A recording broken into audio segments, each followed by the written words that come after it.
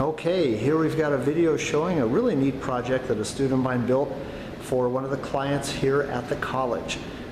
Part of the last semester of the program, the students have to build a client-based project where they're actually building a project for someone else. And in this case, the client was one of the people working here at LC State College. They wanted some nifty visual display to attract people's attention as they went through on tours and something relevant to what we study.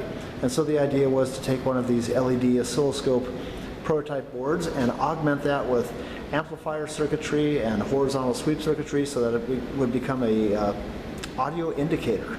So what we have set up here is our LED oscilloscope running on solar power.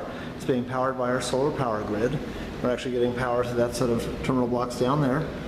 And we've got a microphone that is attached to the glass on the back side of the glass, and if we tap gently, we can actually see sound waves represented on the oscilloscope screen. It's really cool. If you just give the glass a gentle thunk, you can actually see the glass resonate. You can see the slow frequency oscillation of the window itself shaking back and forth. So this is a really neat demonstration. We're hoping to get a lot of mileage out of this. Hopefully a lot of people on tour are going to get enjoyment out of this project.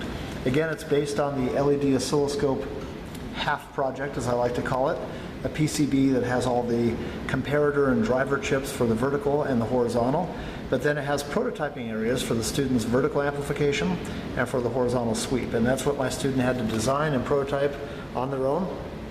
And so that took a while. There's a lot of work that went into this.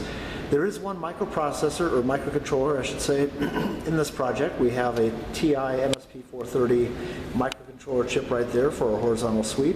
But other than that, everything else is discrete and analog circuitry, so kind of old school design. Coming around here into the classroom, we're going to take a look inside the cabinet itself, and we can see there's the project right there. It's mounted on a 19-inch rack chassis and makes it very convenient to insert into this rack and take out for service. We have our power connection cable, a quick disconnect right there, so if we need to take the rack out of the chassis out of the rack, we can shut off the power, unplug that, also unplug the microphone cable, and be able to do some service on it on a bench. And then of course here you see the microphone as it's attached to the window. And you can see the power and the microphone signal wiring running up and over and down to the various locations it needs to go. So yeah, overall, very successful project, very happy with this. The student is definitely feeling satisfied too. And again, we hope this will give many tourists through our building some enjoyment and hopefully some edification as they learn the types of things we do, how we use electronics to monitor things like vibrations and sound. It's a very cool project.